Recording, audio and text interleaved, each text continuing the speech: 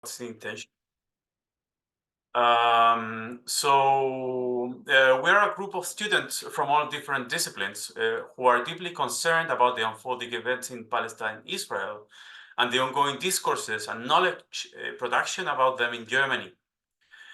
Recent events compel us to confront the increasing repression faced by initiatives in solidarity with Palestine in Germany, which impacts academia in many concrete forms, such as, for example, funding cuts and layovers, but that also have the silent effect of provoking widespread self-censorship. It is obvious how this stifles open discourse and academic freedom, hindering meaningful exchange and research. As an example of this, to organize our lecture, we had to consult with lawyers on what were the possible legal risks associated with talking publicly about Hamas. We consider this unacceptable in a democratic country. Also, the current reforms pushed forward by the Berlin Senate to enable exmatriculation, expulsion, on political grounds, students from Berlin universities only reinforce this authoritarian drift. If you are in Berlin, please inform yourself about the campaign against the reforms and consider going to the student-led demonstration on Thursday the 18th at 1 o'clock at Bebelplatz. In any case, despite these challenges, we remain committed to our lecture series as an act of resistance. We extend a welcome to all, including to those from the academic world that in this context choose to take the function of police. Without much further to add, I would like to welcome Dr. Tareq Baconi, who will be today speaking. Welcome, Tareq, or Dr. Baconi, as you prefer. Dr. Tareq Baconi served as the president of the board of Al-Shabaka, the Palestinian Policy Network. He is the former senior analyst for Israel-Palestine and economics of conflict at the International Crisis Group, based in Ramallah, and the author of Hamas Contained, The Rise and Pacification of Palestinian Resistance, published by Stanford University in 2018. Okay, wait a second. I think you can unmute yourself to say hi. Well, and also like... Got it. I was unmuted. Thank you. Thanks for having me. Thank you for coming with us, and I'm happy you could unmute yourself because it would have been awkward to have this talk without you. So anyway, just to explain in general what the structure of the talk would be, more or less. So we will start with an 1 hour, more or less, to present some of the contents of your book, which will be guided by questions that we, as the organizer team, prepared. And then we will open a round of questions for around 30 minutes. These questions can be anonymously submitted through Zoom, so like no worries in terms of identity. And yeah, so more or less each question, well, you have space for 10-15 minutes. I will be controlling, but you know, very loosely. So yeah, I mean, without much further to add, let's move towards like the discussion. So first of all, we wanted to start with a question related to your academic journey. We want to understand first, like, how was, let's say, your academic journey, and how that led you to study the political movements in Palestine. Have you always been on track as in a research career or an academic researcher? And yeah, finally, also to add to that, how did you decide on writing Hamas Contained, and what was the methodology for collecting data? A lot of different stuff, so yeah, if you forget anything, I can remind you. Not at all. So thank you so much for inviting me. And before I answer, I just want to say that it's really a privilege to be able to come and speak to academics and students in Berlin. I know that the situation has been quite stifling, and I don't take for granted the effort that the organizers put behind the scenes to try to make sure this event goes ahead. And I want to commend them on that. I think it's really important to make sure that space for academic engagement and intellectual engagement is sustained. Those are the core values of any democracy. And I'm grateful that you were able to make this space for me. So in terms of my own academic journey and how I came to this, I think of myself as a writer, first and foremost, and my research is always guided by questions that I feel curious about or areas that I feel attracted to or driven to. The research for the book that came out in 2018, Hamas Contained, The Rise and Pacification of Palestinian Resistance, started about 15 years before the book was produced. I am Palestinian by birth. All of my grandparents were expelled in 48. And I grew up outside of Palestine and had always been engaged in the struggle for Palestinian liberation and for thinking about Palestine both as a political project and political reality, but also as an intellectual one, to try to understand Palestine in the world and how it's understood in the world. And so my engagement with it was always at a distance and primarily through intellectual work. And when I graduated from my master's in international relations, that was in 2006. So as some of you might recall, that was the time when there were elections happening within the Palestinian occupied territories. So they were happening in the West Bank and the Gaza Strip, as well as East Jerusalem. And over the course of those elections, something very curious happened, which is that the party that most of the Western world, shall we say, was demonizing was precisely the party that was appearing to be inching towards a democratic victory.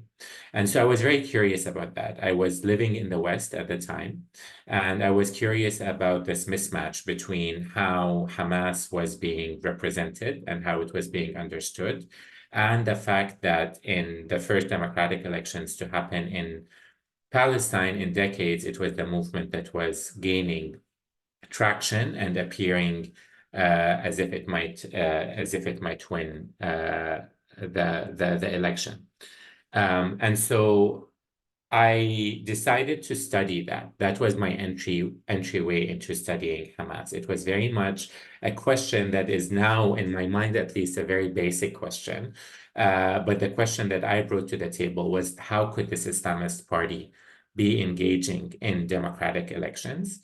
And why are the Palestinians choosing to elect it? And I was very interested in one specific angle, which is that if this party defines itself as an Islamist party, which means that it exists and is interested in Islam beyond the scope of the nation state, then how does it think about its nationalist credentials?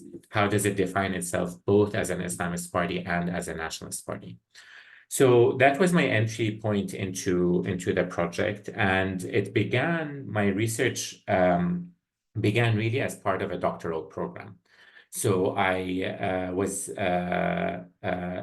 enrolled into a doctorate in the UK and was working with my PhD mentor, who has since passed away, but he was an expert in Islamic politics and Islamism and Islamist movements. And so he guided my research and he guided my interest in this.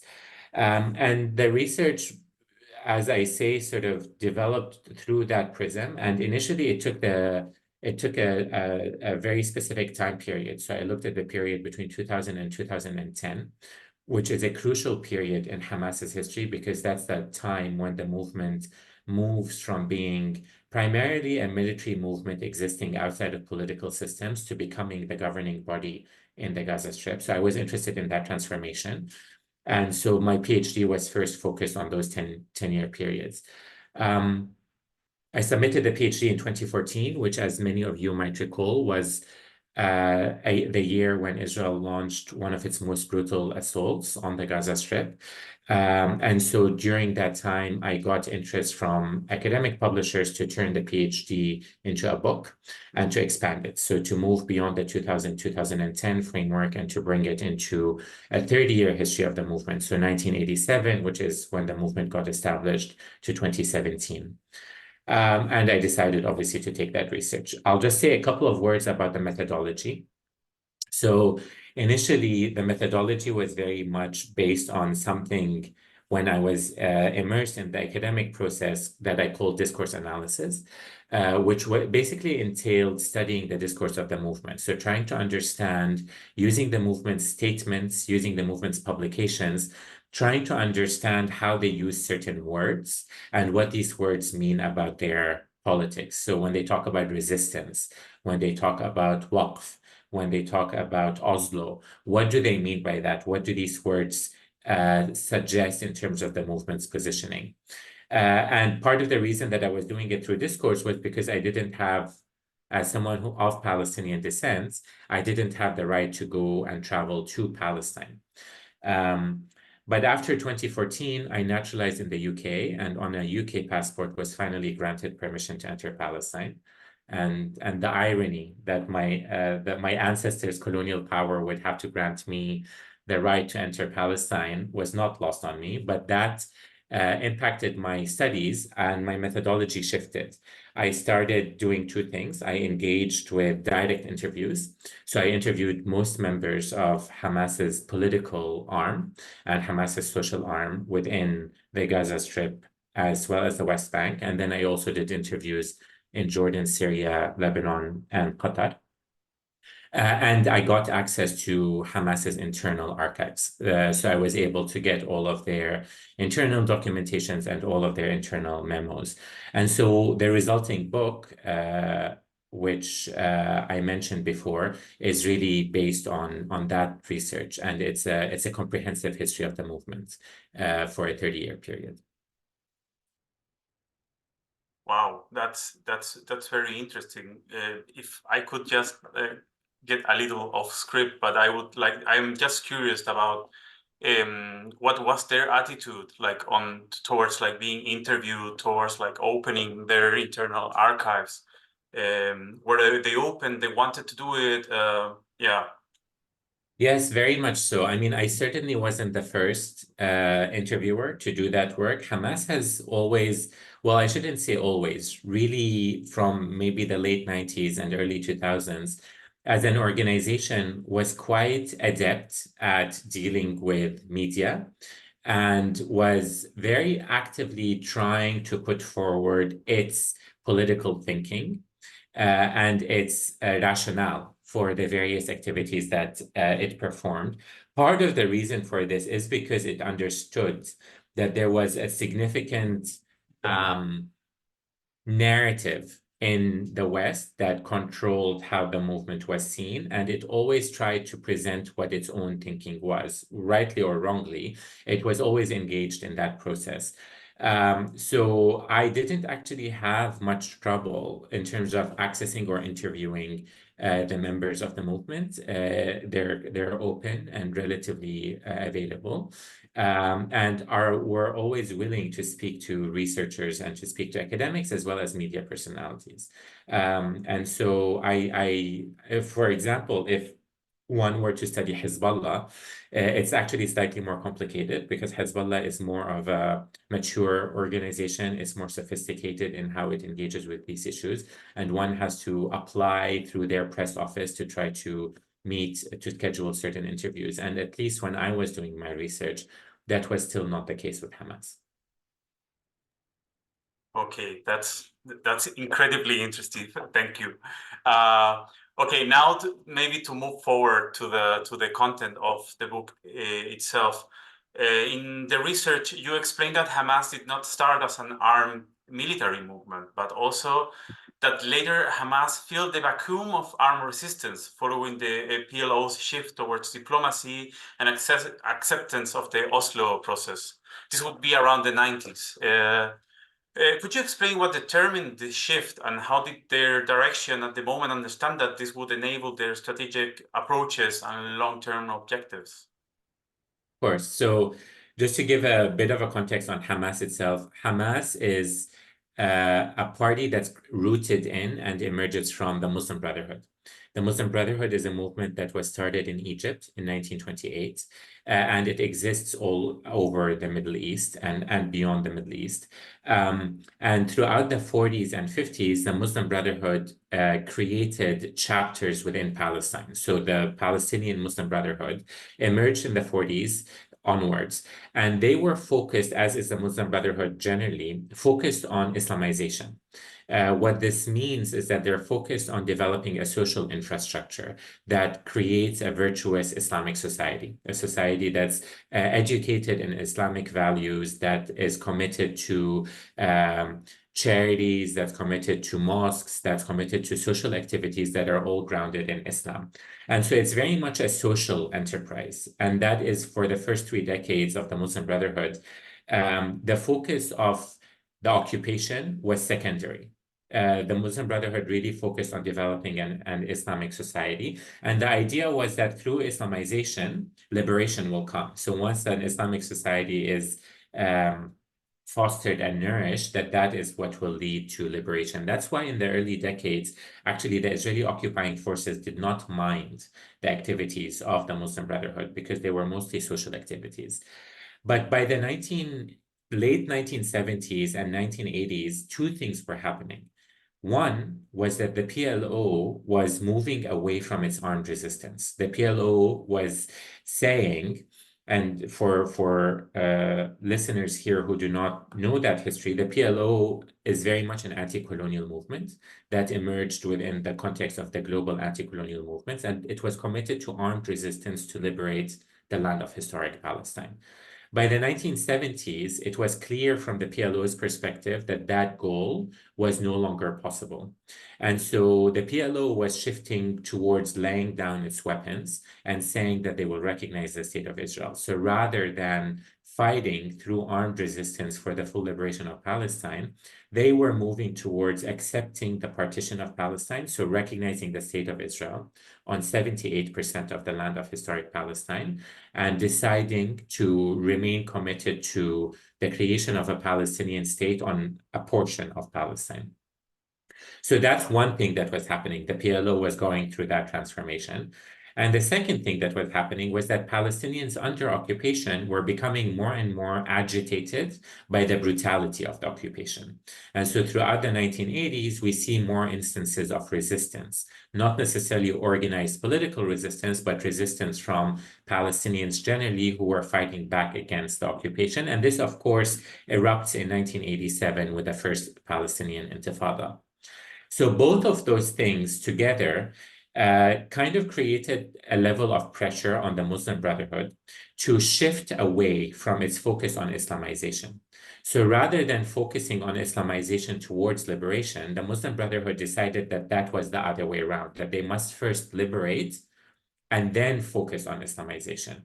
And so the Muslim Brotherhood leaders decided to create this organization, which came to be known as Hamas, which would be focused on liberating Palestine, which would be focused on using armed resistance for liberation. And secondary to that was the social infrastructure and the development of a virtuous Palestinian society. So when Hamas came into being in 1987, rather than being an offshoot of the Muslim Brotherhood, it actually ended up subsuming the entire infrastructure of the Muslim Brotherhood. So Hamas, as we understand it today, is really the culmination or the next iteration of the Muslim Brotherhood in Palestine. It's a party that remains grounded in Islamist values, and unlike the PLO, rejects the idea that Palestine, historic Palestine from the river to the sea, can ever be partitioned.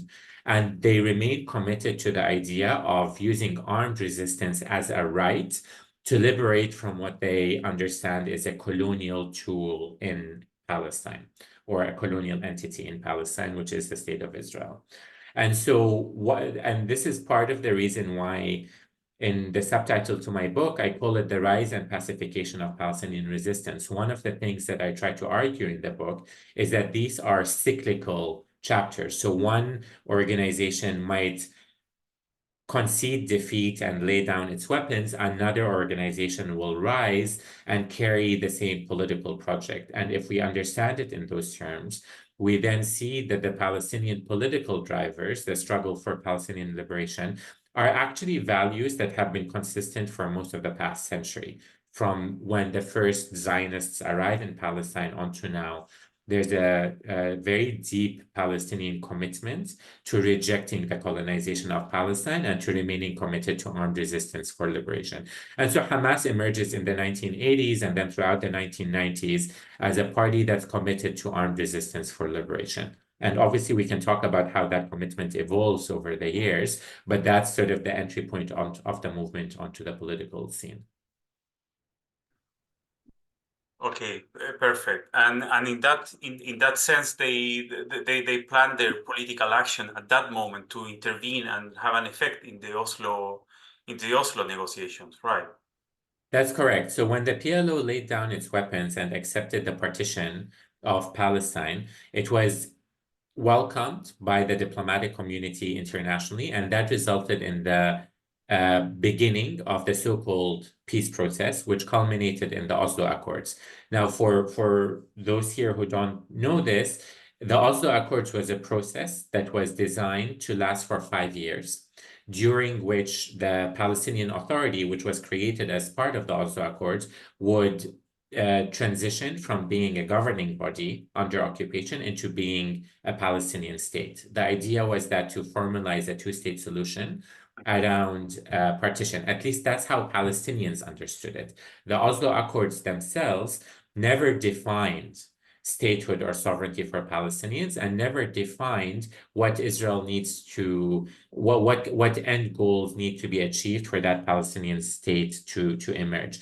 Hamas was against all of this. It was against it in two main ways. It was against the idea, as I said, that Palestine can be partitioned because as an Islamist movement, they believe in waqf, which means that Palestine is an Islamic endowment that has to be preserved for future Muslim generations in perpetuity.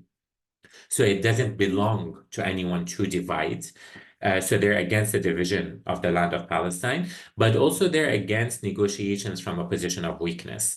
And that's what they felt the PLO was doing, that they were engaging in a peace process from a position of weakness, which means that none of the fundamental demands of the Palestinian struggle, namely the right of return of the Palestinian refugees who were expelled in the Nakba to come back to their homes, which is an internationally mandated right, that wasn't on the table anymore.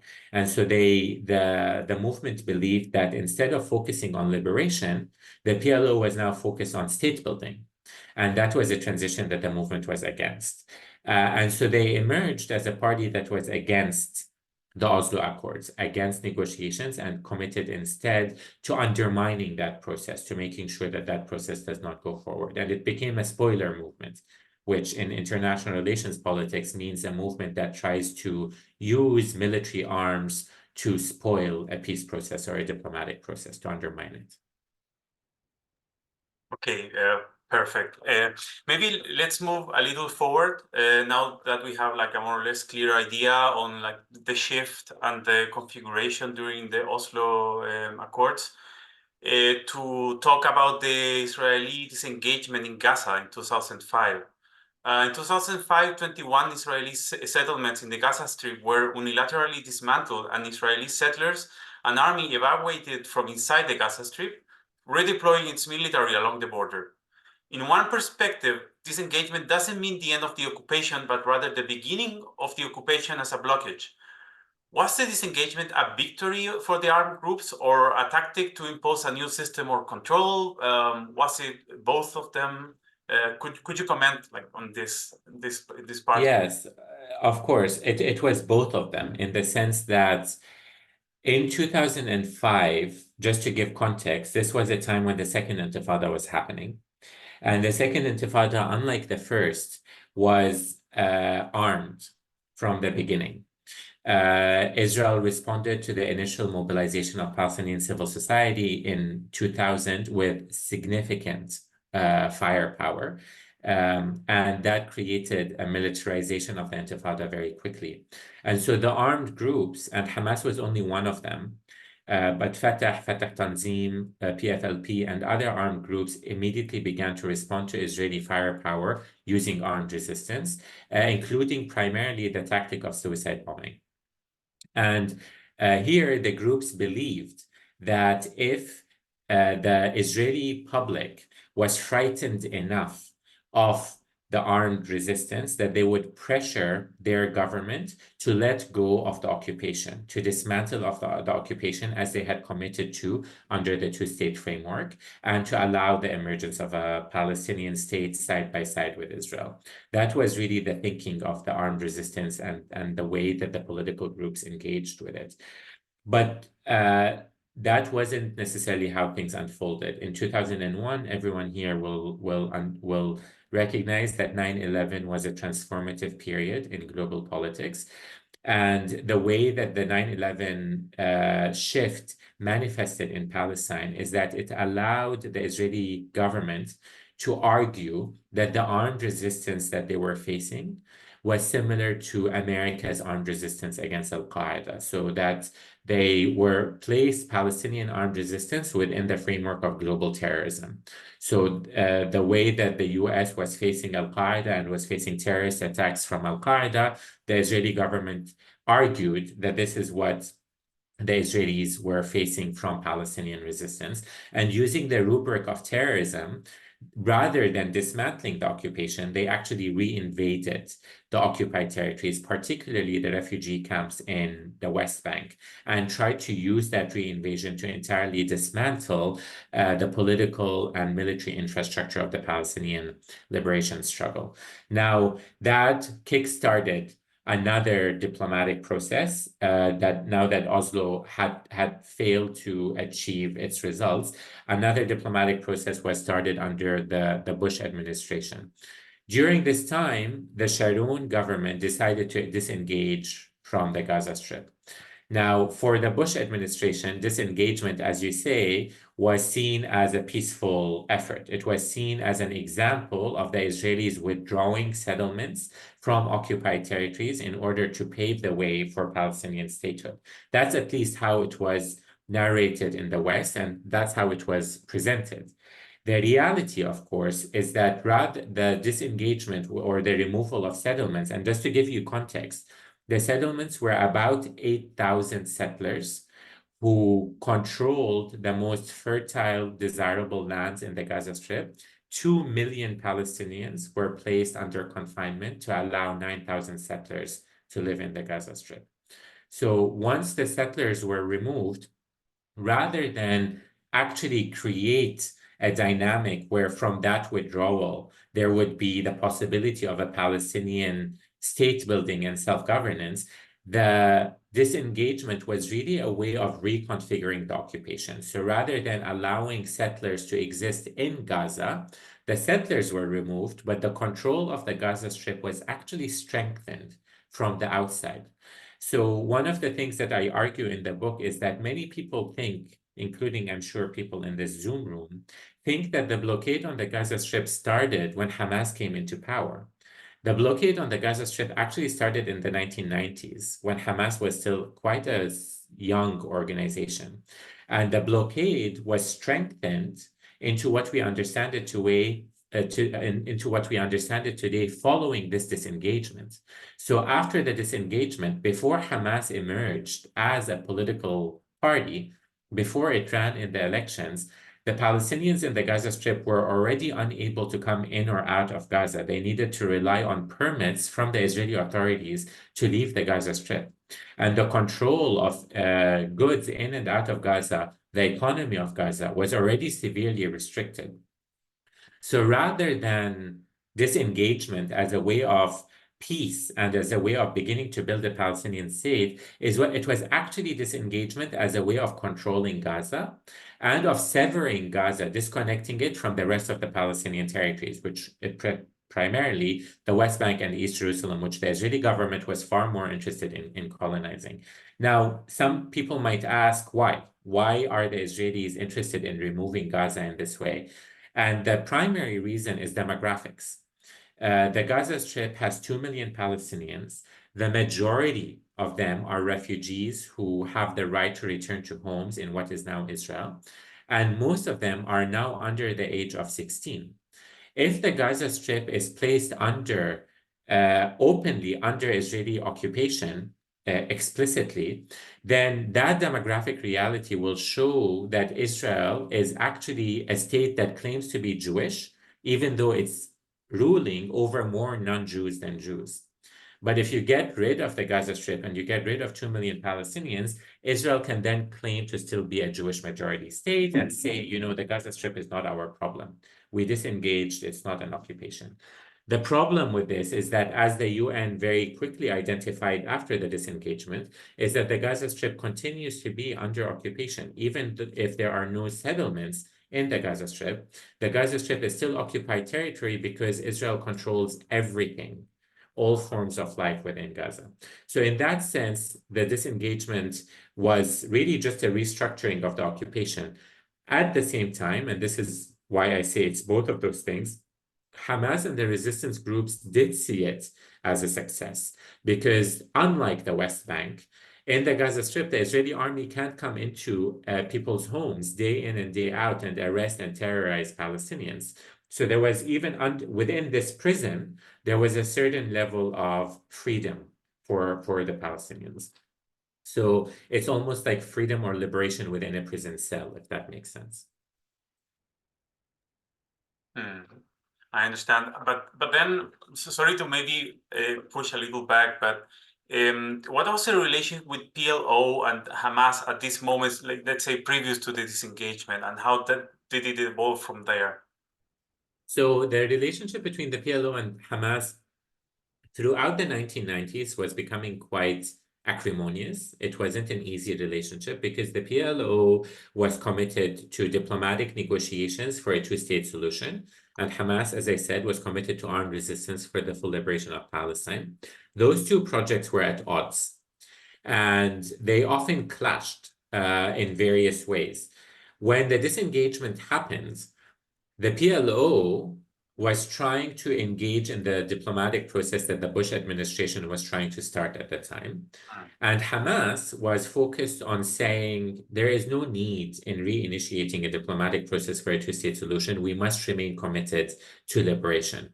Now, I have to say here that by this point, Hamas's conceptualization of liberation had also evolved. The movement was no longer thinking about liberation as the full liberation of historic Palestine. It understood after 9/11 how its armed attacks were creating a situation where Israel was more actively pushing back and engaging in the occupied territories. So Hamas understood by this point that liberation meant just ending the settlement project. So not full liberation of historic Palestine, but just ending the settlement project. And so in that sense, the movement was at odds with the idea of the PLO that we can engage in a negotiated settlement in order to create a two-state solution. They believed that armed resistance on its own would allow that to happen. So when the disengagement came into being, when Sharon decided to push forward with the disengagement, two things happened. One is that it was very clear from the Israeli perspective that disengagement was a way of undermining the peace process. So even though the disengagement was seen as a peaceful narrative here in the West, Sharon's advisor, Dov Weisglass, talked about disengagement as formaldehyde, as a way to put the peace process on hold, to prevent the Palestinians from moving forward with their Palestinian state. So the disengagement in that sense was seen as, from the Israelis, as a way to undermine the peace process, while the Bush administration was pushing for what they called a democratization of the Palestinian body. So if you recall here, the Bush administration, this is 2003, the Bush administration is invading Iraq, thinking that they want to invade Iraq in order to create a new democracy in the Middle East. They're using the same language in Palestine. They're saying before there can be a Palestinian state, there must be a democratic project. And so the Israelis are saying we don't want a peace process. The Bush administration is saying there needs to be a democratization of the political agenda in the Palestinian territories. And so they start calling for elections. thinking that the PLO would emerge victorious from these elections. And of course, we know now that Hamas actually was the party that won. But that created a lot of tension. To answer your question specifically, the PLO wanted to go into the peace process. Hamas was committed to armed resistance, and that created a lot of tension between the parties at the time. Okay. Well, so now more or less having an understanding, I'm sorry, we are just moving through like big strokes of like a long running process. But maybe we can move forward a little to the present so as to understand more or less what is happening now. So this will be a little sudden, but I wanted to ask you, what were the aims of Hamas with the October 7th attack that triggered Israel's subsequent military response? What was the scale of Israel's retaliation part of Hamas calculations in this context? And let's say in the historical narrative that we have been seeing? Because up to this point, there are more than 30,000 Gazans that are dead. There are thousands more experiencing acute starvation, internal displacement. So in this larger context, like we are asking ourselves, like, what's Hamas end game with all this? Yes. So it's not sudden in this, this question is not sudden in the sense that it's very much grounded in this context that I've been describing. So to answer what Hamas wanted to do out of October 7th, we have to understand where Hamas was before October 7th. And to do that, we have to understand what I was just talking about in terms of this democratic process that the Americans were pushing. Hamas won democratic elections in 2006. And rather than engaging with the movement and with its democratic election victory, Israel, supported by the US, the EU, and other international bodies, initiated a coup, whereby rather than allow Hamas to govern, they immediately tried to bring Hamas out of government. And because of this tension that I was describing between the PLO and Hamas, this intervention created a civil war. And the civil war ended with Hamas taking over the Gaza Strip and the PLO remaining constricted to the West Bank. So why am I saying this? It's important context to understand the situation we're in today, which is to say that there is Hamas as a body that was forced to become a governing body in the Gaza Strip, that was placed under a blockade that was a stifling blockade. For the past 17 years, Hamas has been contained within the Gaza Strip. Not only Hamas, but also 2 million Palestinians who were essentially placed under imprisonment under a blockade that is violent and that's illegal under international law. During this time, since 2007 until 2023, Israel and Hamas engaged in something I call in the book a violent equilibrium. Every time the situation in the Gaza Strip would become too stifling, where the Palestinians in Gaza cannot get sufficient food or goods, the economic situation is too troubling because of the blockade, Hamas would fire rockets into Gaza, into Israel. Israel would respond with rocket fire, and that would initiate a negotiation, indirect negotiation between the two parties, which would ultimately result in easing the restrictions of the blockade a bit. So that's the equilibrium that we've been in for the past 16 years. Now, from the Israeli perspective, this equilibrium was sustainable. There was no reason to question the longevity of the blockade. As far as they were concerned, they developed a strategy called mowing the lawn. Every few years, they would go in with a military assault, undermine the strength of the resistance factions in Gaza, but essentially maintain 2 million Palestinians under blockade indefinitely. For Hamas and for Palestinians, the idea that the blockade could be maintained indefinitely is a horrifying idea, because not only is that a form of collective punishment against 2 million Palestinians, but also Gaza is a growing population. And as I said, the majority of these people are under the age of 16. What happens in 5 years when we have 2.3 million Palestinians? Or in 10 years when we have 2.5 million Palestinians? The idea that the blockade will remain permanent is something that was always unsustainable. We always knew that the blockade was going to erupt. And over the course of these 16 years, Hamas tried different ways to manage the situation and to try to break out of the blockade. So if you remember, in 2018, the Great March of Return protests, those were major protests, peaceful, by civil society, trying to mobilize against the blockade. And the reaction to that was to maim and shoot more than 36,000 Palestinians. And so we're now talking about a situation in which Hamas tried military means, tried political means, tried peaceful protests in order to remove the blockade. On the other side, not only do we have an Israeli government that's becoming increasingly right-wing and committed to the blockade, we also have an Israeli government that's becoming more violent. So if you think about 2003, before October 7, it was the most lethal year for Palestinians in decades, in terms of Palestinians who were killed by Israeli violence in the West Bank. The Israeli government was becoming more right-wing and expanding its settlement enterprise. And regionally and globally, no one was talking about Palestine. So this reality was becoming more lethal and more horrifying for Palestinians, and everyone, including Arab countries, were normalizing relations with Israel and pretending that everything was acceptable and peaceful and normal. So this is the context in which October 7th happened.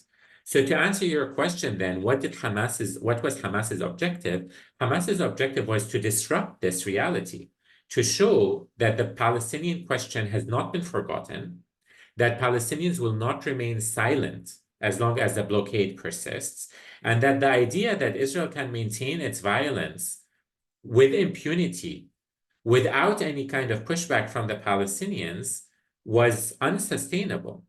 And so what the movement did on October 7th was to show that as long as Israeli apartheid persists, Israeli citizens will not be safe. As long as Palestinians remain under oppression, Israelis are not safe. There can only be peace if the Palestinians are not living under apartheid anymore. So that was the objective, to completely disrupt the paradigm that said the Palestinians have been pacified. If I may just interject a little, so they are basically reproducing at a transnational scale the same strategy they were using in the Oslo Accord, right? What do you mean by transnational? Like they are disrupting a process of international normalization of Israel, as they were disrupting before, like the normalization of like Israel in relation to the PLO. Yes, they're disrupting a process, precisely. They're disrupting a paradigm that says there is no accountability for Israeli violence. They're disrupting the idea that we can all pretend we're talking about the two-state solution. You have world leaders coming out and saying two-state solution. Meanwhile, the reality on the ground is one of apartheid, of colonial violence, of Palestinian death. So they're disrupting the idea that you want to have normalization agreements, you want to pretend Israel is a democracy while you maintain 2 million Palestinians imprisoned in Gaza is nonsensical. So they were disrupting the dominant paradigm in which the international community understood Israel, but also in which Israelis understood Israel. If you recall, last year, there were massive protests that happened in Israel. Those protests were calling for democracy. How can you have democracy in apartheid? How can you have democracy when you have more people living under that regime than there are citizens of that regime with no rights, right? And so Hamas was disrupting the way we understand it. But I think you asked a very important question, which is that there are now tens of thousands of Palestinians dead. Did Hamas anticipate this? And how did we get here? What are Hamas's goals? And this is a very, very important question to think about. Hamas's operation, I believe, was not aimed at creating the level of death and atrocities that happened in Israel on October 7th. I believe Hamas had planned a much narrower operation that was focused on military targets inside Israel. Obviously, that's not the operation that happened. The operation that happened on October 7th entailed massacres and entailed atrocities against civilians. And so the response has been horrifying. But I do think that the response is more than anything that Hamas might have anticipated, because I don't think Hamas anticipated October 7th to unfold the way that it did. Regardless of what happened on October 7th, the response since the genocide that the Israeli government is carrying out against the Palestinian people is beyond all realm of acceptability under international law, regardless of where we're at. So this is of what happened on October 7th. So this is the genocide that's unfolding now is a crime that is much bigger than anything that had predated it. And I think accountability for that is not on Hamas. Accountability for that is squarely with the Israeli government and with the international community that supports the genocide. Yes, yes, certainly, certainly. And then just to go like again over this point, because I asked about the end game. So there was no, I mean, this is basically a situation that got out of hand also from Hamas. That's what you got. Yes, so I think the end game is a very difficult question to answer now. I'll say two things about it. One is that with the disruption of the paradigm that I was talking about, this paradigm that everyone can live together in a two-state solution, Israel doesn't need to have to be held accountable for its violence. With the disruption of that paradigm, two possibilities have emerged. One possibility is that now there's an awakening on the international stage, but also an awakening within Israeli and Palestinian worlds that we have to move towards an actual anti-apartheid movement. That there's no going back to October 6th. The idea that we can put everyone back in October 6th doesn't exist anymore. So now we're transitioning to a full anti-apartheid movement, a movement that aims to decolonize the Israeli state, that we can no longer live under apartheid. So that's one trajectory. And I believe that that's a trajectory that Hamas's disruption was aimed at producing. The second trajectory is actually what is unfolding, unfortunately, which is the Israeli right understands also that there's no return to October 6th. But for them, the future that they wish is not a future of decolonization and full equality and justice. It's a future of Jewish supremacy. And so the only way to deal with that is to finish what started in 1948, which they couldn't finish then, which was ethnic cleansing and mass extermination of Palestinians. And that's the reality we're seeing unfolding in the Gaza Strip today. And so right now, the end game is one that is fraught and frightening, and it's not entirely clear where we will end up.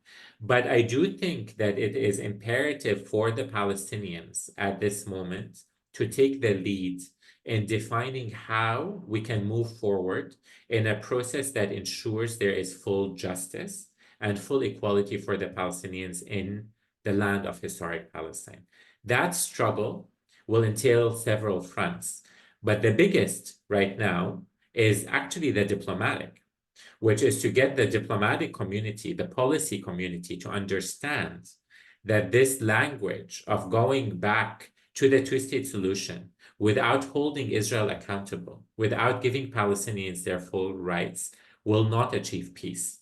It will actually achieve more of what we've already seen. And so now we're at the beginning, I think, of a really important corrective where we come out of that process and initiate what I hope will become a Palestinian-led anti-apartheid struggle. Okay. Good. This is very interesting. If I can, I will now we open already the space for questions. There's a very interesting one because it is more or less related to this last part. So I will start with this one. It's of course very difficult to answer, but like what is your prediction of Gaza after the war? Israel has been keen to remove Hamas from power and replace it with alternative leadership.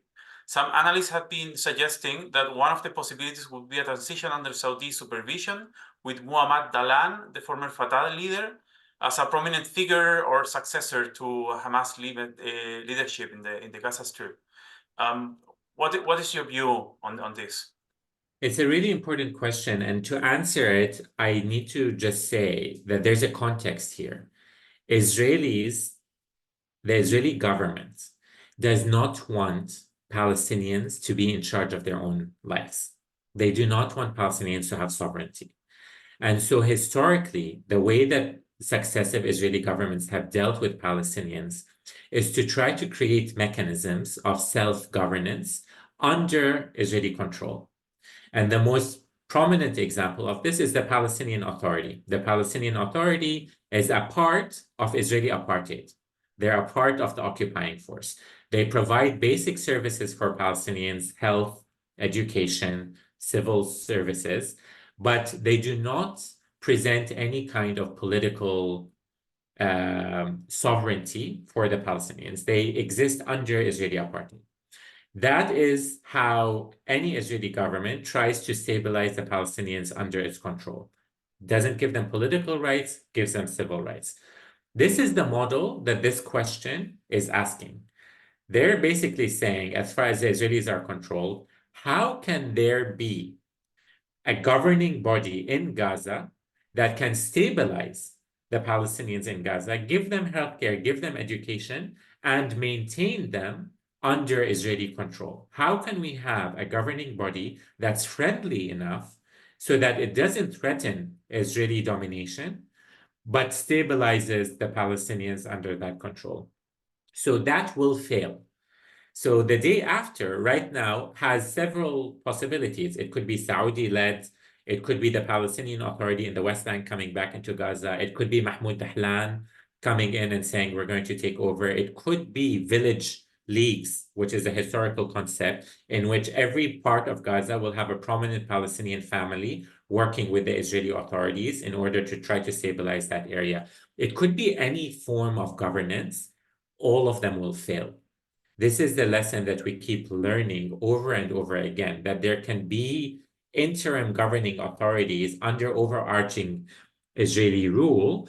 That is what the Israeli government, that's what the international community will try to do. They will fail. As long as Israel exists as an apartheid state, there will be resistance. So the second part of that question is what happens to Hamas? Israel is saying that they will want to destroy Hamas militarily, that Hamas will no longer exist in the Gaza Strip, and therefore the Gaza Strip can be stabilized after this operation. Hamas might be weakened militarily. It might be weakened organizationally. It probably already is.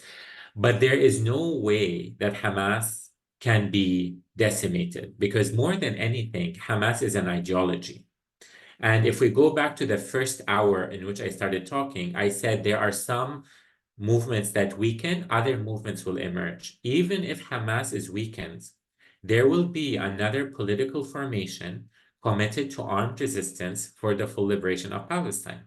And so that Hamas might be weakened. There might be temporary pacification in Gaza. We now know, and we can say with certainty after October 7th, that that will only be temporary.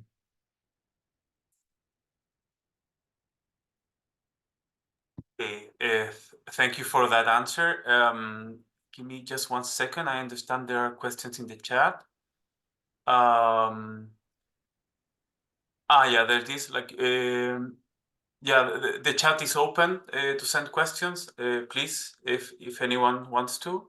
I want to make another question regarding to some topic that was treated slightly in the fourth question regarding like what was Hamas expecting, like with the 7th of October attack. I'm interested like in the shift that the countries around Palestine have had towards Hamas, or like what is their relation with Hamas? Which countries do you mean? So you mean in the region or internationally? In the region. In the region. In the region. I was not thinking of a specific country, but Yeah. No, but it's just to yeah. So I think Hamas was expecting, as I said, something that was much narrower, that was focused on military targets. And I do think that Hamas had the expectation that countries in the region, specifically Iran and possibly Hezbollah in Lebanon, might intervene in a way that provides it with more backing. And I do think that they have. So I think Iran and Lebanon have played very important roles in what's been happening over the course of the past 7 months, even though this was very much a Hamas-led operation. Hamas was the party that planned, designed, and executed this operation. But I think that there has been significant shifts regionally. The most important is that it's clear now that Iran and Hezbollah are obviously supportive of Hamas's operation, and they supported October 7th. However, they also understand that strategically it's not the smartest thing for them to open up another front against Israel now. I think Israel is it's very difficult for me to say this given the level of death that's happening in the Gaza Strip, but actually Israel militarily is quite weak and not achieving any of its military objectives in the Gaza Strip. And so the strategy of Hezbollah and Iran has been actually to allow Israel to hang itself with its own rope, if you know what I mean. To allow itself to not get it out of the predicament that it is in the Gaza Strip. The minute there's more of an opening of other fronts against Israel, Israel ceases to be the genocidal, violent party, and it becomes the victim that is facing other adversaries in the region. So I think maintaining this reality has actually been strategically quite smart from Iran and Hezbollah. And now we're living in a very tense moment today and this week after the escalation between Iran and Israel, and we'll see what happens with that. But up until this latest escalation, we understood the rules of the game. Now something's shifted, so we're waiting to see what happens. The other two countries that shifted quite a bit after October 7th are obviously Jordan and Egypt. So both of these countries, what's happening in Gaza is existential for them for different reasons. Jordan could be destabilized if there's any kind of expulsion that happens from the West Bank, and if there's any kind of domestic pressure against the government to take a more opposing role towards Israel. And Egypt is now run by a dictatorship that's anti-Muslim Brotherhood. So also any kind of success or victory for Hamas is seen as existential for Egypt as well. So both of those countries have been trying to manage the fallout from their own domestic interests. The biggest change that's happened regionally now is that the idea of normalization is very much threatened. The idea that Arab countries can have normalization with now a genocidal state is one that's very, very difficult for the Arab publics to hold. And there's have been a lot of, at least for what I have seen, public pushback in these countries. For example, when ambassadors from these countries like go to parties with Israeli ambassadors and stuff like that, right? Yes, so there has been pushback. This pushback has always been there. So I think that the idea that the Arab states had public approval for normalization is false. Obviously, Arab states are dictatorships and they don't represent their people. So there was always public opposition to this, but not always the ability to publicly oppose normalization. After October 7th, it's clear that now the threshold of what people will accept has risen. So the demands on the governments in the Arab world are more hesitant to be seen as friendly towards Israel, given what Israel is doing to Palestinians. Okay, let's connect this topic with another one, with a question we also have regarding the authoritarian structures of the state in the region. How prevalent is a discourse on Palestinian liberation with broader regional uprisings connected to dismantling oppressive state structures in the Middle East? How have Palestinian resistance influenced movement in the Middle East and North Africa, particularly concerning solidarity and opposition to these authoritarian regimes? So I don't think that the question of Palestinian liberation is possible without the liberation of people in the region, in the sense that I do think that the two things are very much intertwined. Historically, the question of Palestinian liberation was used by dictatorships and by authoritarian regimes opportunistically. So the countries in the Arab world would use the question of Palestine in order to deflect from their own shortcomings as governing authorities and also as a way of maintaining and strengthening their dictatorships. I think we understand very much, especially after 2011, when revolutions began throughout the Middle East, that the freedom and liberation of people throughout the region are interconnected and intertwined, and Palestine is a central part of that. In the same way that we understand that the counter-revolution, the idea that these regimes must create anti-democratic systems to be more engaged in surveillance, that is also a regional issue. So we have the UAE, we have Saudi, we have Bahrain, we have Egypt, we have Morocco expanding relations with Israel, because in order to maintain their own dictatorships, they must rely on Israeli surveillance and Israeli military. So the counter-revolution, a militaristic counter-revolution that's grounded in anti-democratic principles, there's an alliance between Israeli apartheid and Arab dictatorships. And in that way, there's also an alliance on the grassroots level between Palestinian liberation and the liberation of other Arab countries. Obviously, the struggles are very different. What Palestinians are facing is settler colonialism and apartheid.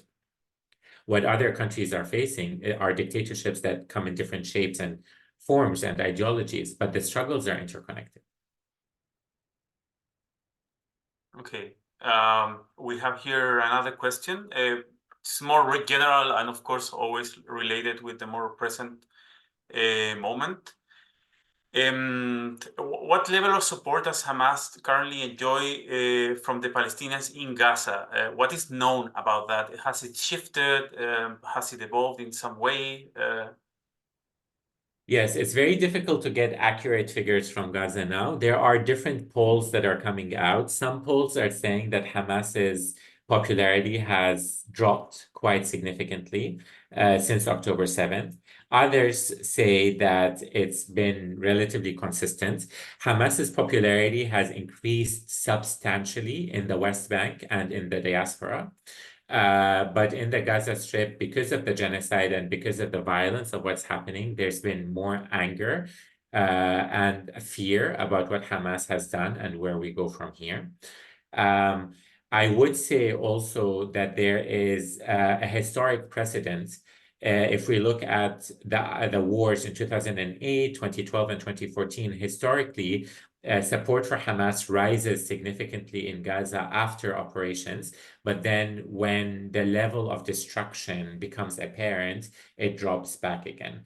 And so I think there's always these fluctuations that are happening.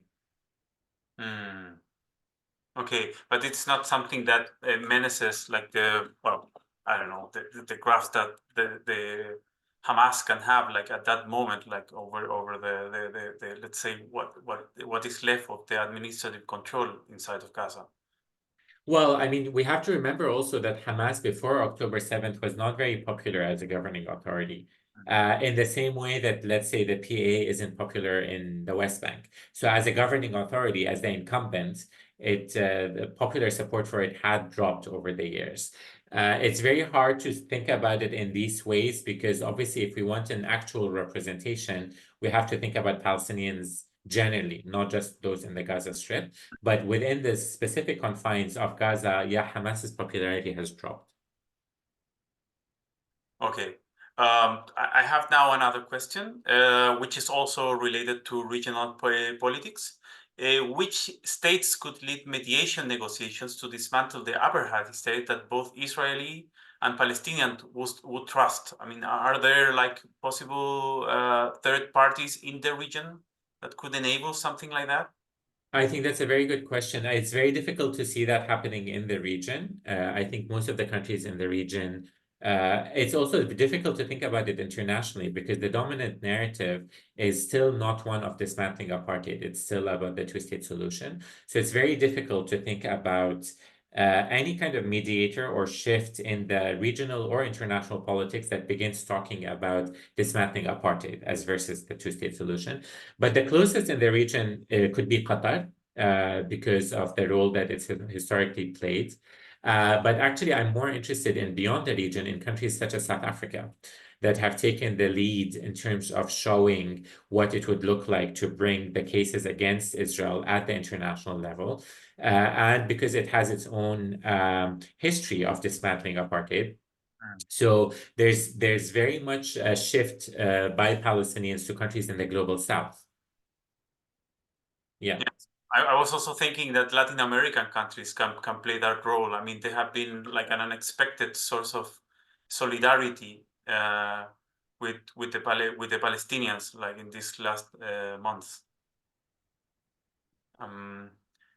Okay, let me check. We have one more question.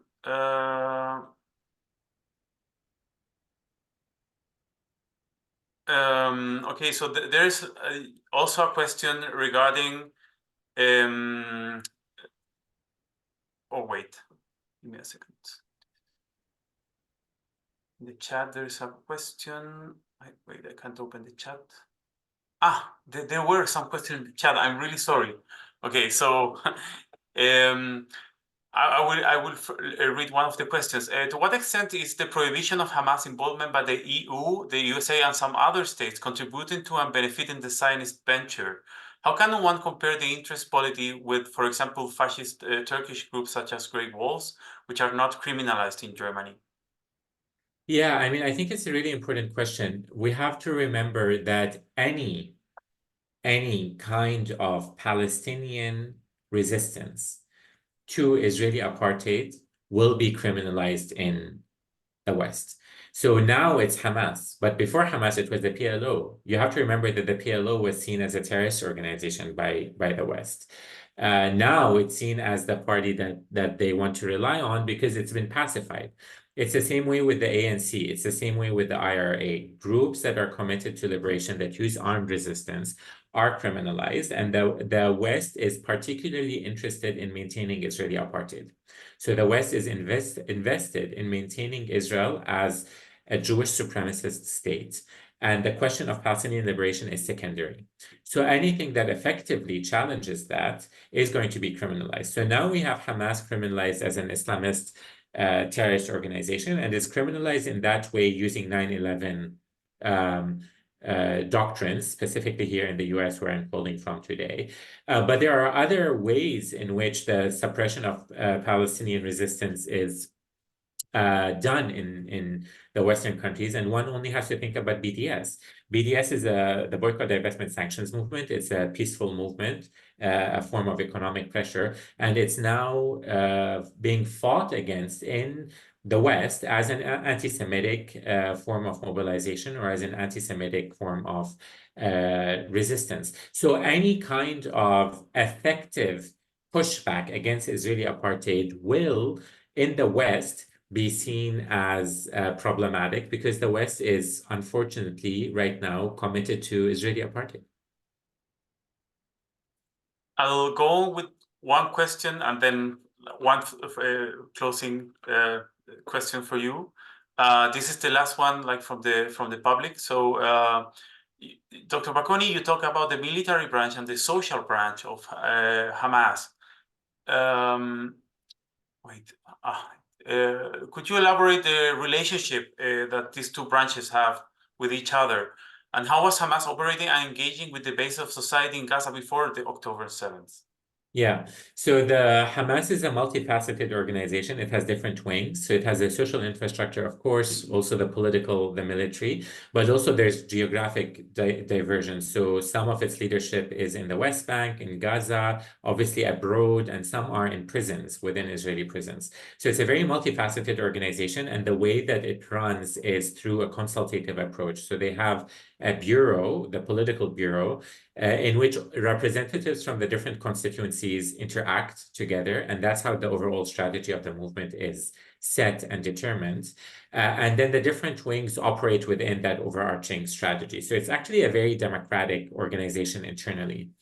The military wing, therefore, operates under this umbrella of the overall strategy of the movement. However, beginning in the late 1990s, because of the way that Israel began carrying out extrajudicial assassinations of Hamas members, the military wing went underground.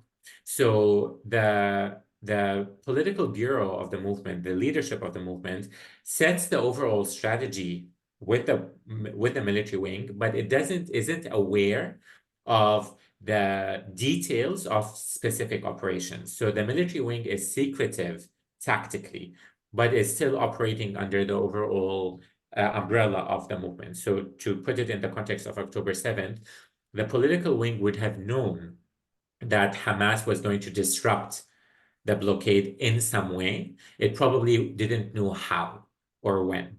So that's how the movement operates. For the second part of the question, how was it governing? Before October 7th, it was governing in a very difficult situation under blockade. So it had restricted revenues. It provided some services and it governed relatively well. But it relied, actually, most of the governance in the Gaza Strip had to rely on international organizations like UNRWA that carried the bulk of the provision of the social services and the needs, so healthcare and education and so on and so forth. Okay.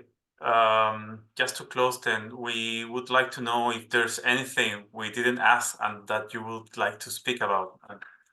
You have the stage. No, I think it was very comprehensive. You took us through the history of the movement, but also through this moment and trying to understand this moment and its broader context. So I don't have much to add, but I think it's been wonderful being with you. Okay, well, we are also very happy to have you. This was really a very necessary conversation as, let's say, Hamas today's topic, which is very difficult to treat, and also just as a anecdote, it was also very difficult to do to call people to the meeting, let's say, in social media, because if you put Hamas like in any poster or whatever, it normally gets like shadow banned or like so yes. Yes. Well, I should say that I know that the situation in Germany is very, very difficult, and I'm grateful for this space, and I think you're all very brave and committed to free speech and intellectual engagements, and I think that's wonderful. Thank you very much for that comment. And then just to close, as we discussed now, one of the main criticisms to the way in which the Israeli strategy for engaging with Hamas, which is even coming from the military allies, is that it is not a force that can be dealt in a military manner, right? You said it. Hamas is more than like a military organization. As our talk today has clearly showed, Hamas embodies the tensions of a population whose rights have been systematically denied not only by Israel, but also by the wider international community, which has accepted passively or explicitly, or let's say openly, this ongoing situation. We think that analyzing, understanding, and openly discussing the determinations that lead to this is, of course, not a solution in itself to the ongoing genocide, but it is a step on the right direction, at least to which is constantly and increasingly denied by the complicit governments in the ongoing genocide. So in that sense, like, again, this discussion was very necessary, and it is really necessary to just go on with this and engage with these subjects. So just to conclude, I would like to first of all invite you again to the people who are in Berlin to the demonstration on Thursday 18th. At Bevelplatz against the exmatriculation of the students, which is the new rules of exmatriculation, which is, of course, like triggered by the whole like movement in solidarity with Palestine in the students. Well, then I want to also again thank you for coming and joining us on this conversation. And yeah, just to say that we're all looking forward to seeing all the attendees today again, and going on with these conversations in the future online and in presence, again, as an act of resistance. So thank you all. Thank you. Thank you very much for including me. Thank you. Have a good day. You too. Thank you very much. Bye.